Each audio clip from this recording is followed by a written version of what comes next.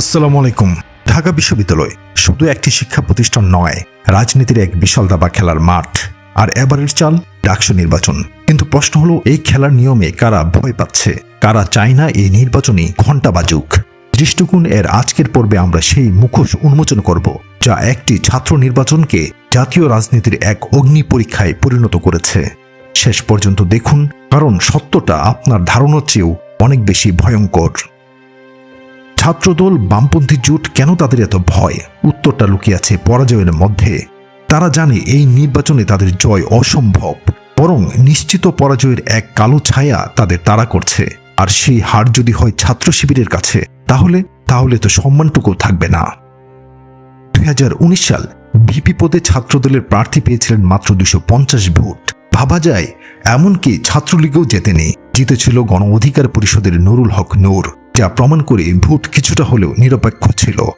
কিন্তু সেই নিরপেক্ষ ভোটেও ছাত্রদল ডুবেছিল লজ্জার সাগরে। আর বামপন্থীরা, তারা তো আরও আগেই খেলা থেকে ছিটকে গিয়েছিল। এবার তারা নতুন চাল চেলেছে। প্রায় 600 জনকে নিয়ে এক বিশাল কমিটি গঠন করেছে। কিন্তু সেই কমিটিতেও লুকিয়েছিল শত্রু। 100 জনেরও বেশি সাবেক ছাত্রলীগ নেতাকর্মী ছিল। ধরা পড়ার পর তাদের বহিষ্কার করা হলো। এখন প্রশ্ন হলো, 500 জন সমর্থক নিয়ে তারা কিভাবে লড়বে? অন্যদিকে শিবির আরও শক্তিশালী। তাদের সাম্প্রতিক মিছিল, ছাত্রী সংস্থার সক্রিয়তা এবং তাদের তুরুপের তাস ভিপি প্রার্থী সাদিক কায়েম, একজন সাবেক সভাপতি এবং জাতীয়ভাবে পরিচিত মুখ। ছাত্রদলে এমন কোনো সেনাপতি নেই যিনি এই ঝড়ের সামনে দাঁড়াতে পারেন। হয় যখন ঝেঁকে বসে, মানুষ তখন মরিয়া হয়ে ওঠে। ছাত্রদলও তাই করেছে। ডাকসুর তফসিল ঘোষণার ঠিক আগে তারা নিয়ম ভেঙে হল কমিটি ঘোষণা করে দিল।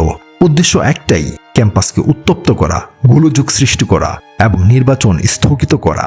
আর তাদের নতুন অভিযোগ, ভিসি এবং প্রক্টর নাকি নিরপেক্ষ নন, তারা শিবিরপন্থী, তাই তাদের পদত্যাগ চাই, নইলে নির্বাচন বয়কট।